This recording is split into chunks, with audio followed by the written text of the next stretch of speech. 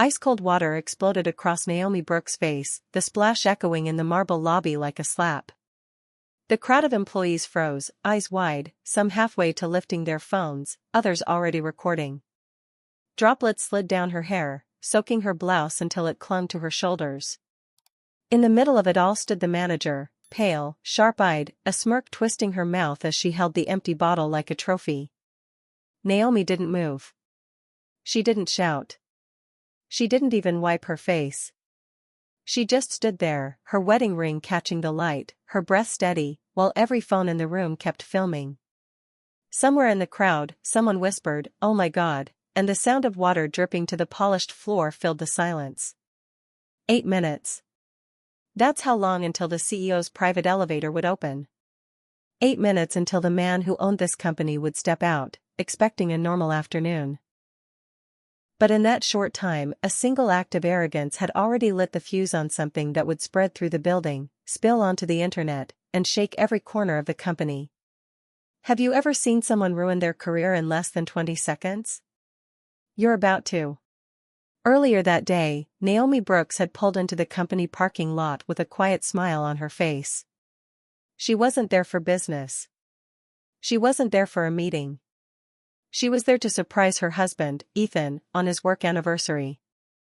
In the seat beside her was a neatly wrapped lunch she had made herself, tucked in silver paper with a handwritten note inside. It was his favorite meal, the one she'd woken up before sunrise to cook.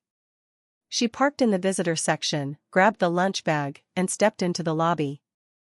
The glass doors opened with a soft hiss, letting in a wave of sunlight. The place looked like something from a magazine, shiny marble floors, high ceilings, the faint smell of fresh coffee. Naomi walked up to the reception desk with an easy smile, ready to simply ask for her husband. "Hi, I'm here to see Ethan Brooks." "It's personal."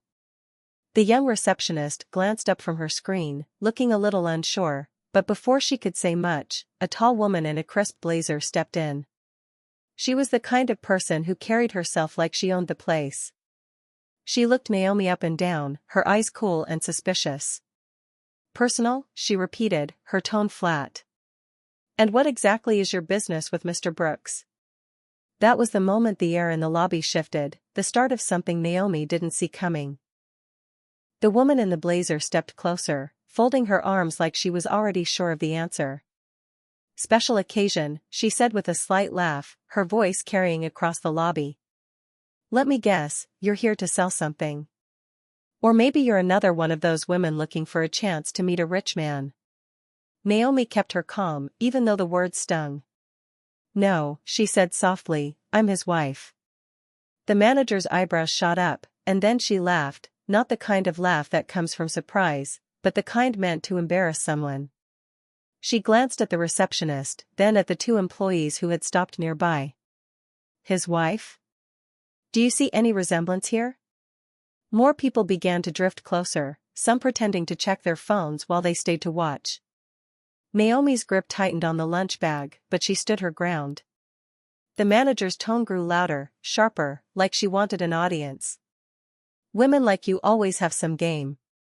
Gold diggers, social climbers. Whatever you want to call it." A security guard stepped into view, his eyes flicking between Naomi and the manager, unsure what to do. Naomi could feel the heat in her cheeks, but she refused to look away. This wasn't the first time someone had made assumptions about her. But never this openly. Never in front of so many strangers. The tension in the lobby kept building, the air heavy with eyes watching and phones quietly recording. The manager's voice cut through it again. "You're not calling anyone. You're leaving now." Naomi tried once more, keeping her voice steady.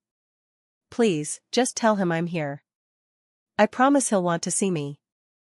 But the manager didn't even answer. She turned, reached into the small fridge behind the desk, and pulled out a bottle of water.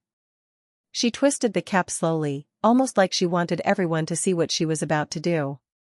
Naomi's heart pounded, but she didn't move. Without warning, the cold water burst over her face, soaking her hair, dripping down her neck, and spreading across her blouse.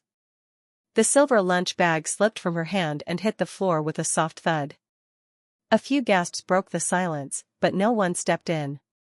Naomi blinked away the water, breathing through the sting in her eyes. She didn't yell. She didn't raise her voice. She just stood there, shoulders straight, her wedding ring catching a beam of light from the window. The only sound was the steady drip of water onto the marble floor, a sound that somehow made the whole thing feel even colder.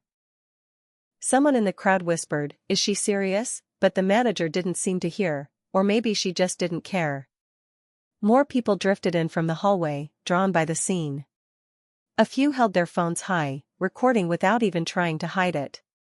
On one of those screens, a livestream comment popped up, "This is going to blow up." The security guard shifted uncomfortably, glancing at Naomi like he wanted to say something but couldn't.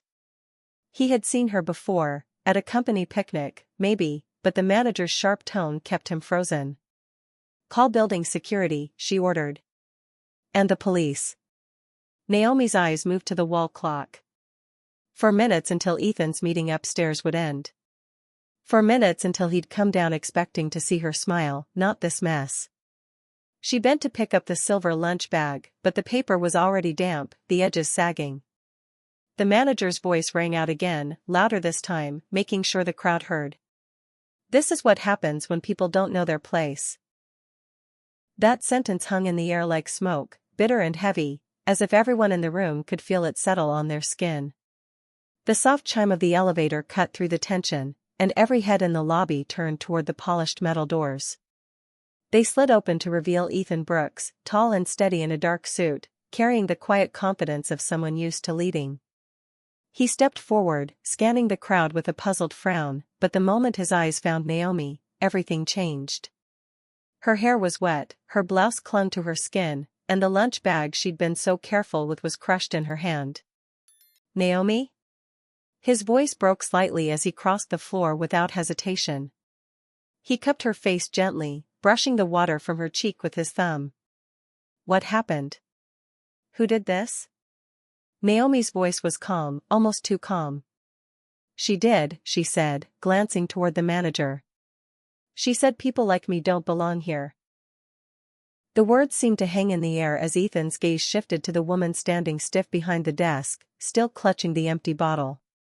The lobby had gone so quiet you could hear the hum of the lights overhead. Ethan's jaw tightened, his eyes cold now, and without raising his voice, he asked the question that made the room hold its breath, "Is that true?" The manager straightened, her voice quick and defensive. "She's lying. I was protecting you. Anyone could walk in here pretending to be your wife." Ethan didn't look away, his tone still calm but sharper now. "With an appointment in the system? With her name on my permanent guest list? With her picture in the lobby from last year's charity gala?" Murmurs rippled through the crowd, a few people leaning closer to see the truth on his face. The manager's eyes darted around, searching for support, but all she saw were phones pointed at her. Ethan stepped aside just enough so everyone could see Naomi beside him. "We're not going to my office," he said. "We're going to handle this here, in front of every single person who just watched what happened." The crowd shifted, forming a loose circle that left the manager standing alone behind the desk. Her smirk was gone now, replaced by a tight, nervous look, but Ethan wasn't done. He pulled his phone from his pocket and opened the company's internal visitor log. 8 minutes ago, Naomi Brooks, personal meeting with Ethan Brooks. Scheduled 3 days in advance. No interruptions. He looked back up, his eyes locked on the manager's. "So, tell me again, what exactly were you protecting me from?" Naomi took a small step forward, her voice steady but carrying enough for everyone to hear. "I wasn't just here for lunch," she said. "For the past 6 months, I've been working with a group that tracks discrimination in hiring. I've been collecting data on this company." A wave of whispers moved through the crowd, but she didn't stop. "What I found was simple. Qualified candidates, especially black and brown applicants, were being rejected before managers even saw their resumes. And most of those rejections came from one desk." Her eyes settled on the manager. Phones lifted higher, recording every word. Ethan looked at his wife with a mix of pride and controlled anger. Do you have proof? He asked. Naomi reached into her damp handbag and pulled out a folder wrapped in clear plastic. Inside were charts, numbers, and rejection notes. Every one of these people was turned away before they even had a chance, she said. And it wasn't because they weren't qualified. The manager's face paled as Ethan took the folder, glancing over the pages. He didn't raise his voice when he spoke next, but the finality in his tone made everyone lean in. You're done here. Effective immediately. The room erupted in low gasps as security began to step forward. Ethan didn't wait for the manager to argue. He turned to the crowd, his voice firm and clear. From this moment, things change. Every job application will be reviewed without names or photos, so we judge only the work, not the person. We'll bring in outside auditors to check every hire we make. We're setting aside $10 million to support diversity programs and create real opportunities for people who've been shut out. He glanced at Naomi, then back at the employees. And he rested a hand on her shoulder, will lead these changes as our new chief diversity officer, reporting directly to me. The murmur of surprise rolled through the room, but no one looked unhappy about it, except the manager. Her lips parted like she wanted to speak, but the words never came. Security moved in quietly, and every phone in the room tracked her slow walk toward the exit. The once confident stride was gone, replaced by a stiff shuffle, her eyes on the floor. The glass doors closed behind her, and for a moment, the lobby was completely still. Then Ethan spoke again, his tone lighter now but still edged with authority. Now, let's get back to work, because we have a lot to fix. 3 months later, the company looked nothing like it had on the day in the lobby. The numbers told the story: more women, more people of color, more fresh talent in every department. Teams were sharper, ideas flowed faster, and profits were climbing. Naomi's office, once just a dream, was now the base for all the changes she had promised. She spent her days meeting with managers, reviewing blind applications, and visiting partner schools to bring in interns who might never have been given a shot before. Ethan often stopped by her office, not as her husband, but as a CEO proud of the work his company was doing. Even the mood in the building had shifted. People walked in with their heads up, knowing their effort would be judged fairly. As for the former manager, she had vanished from the corporate world, now working at a small nonprofit and keeping a low profile. Her name had become a warning inside the industry, a reminder of how fast power can turn to nothing when used the wrong way. And for Naomi, that day in the lobby wasn't just a memory.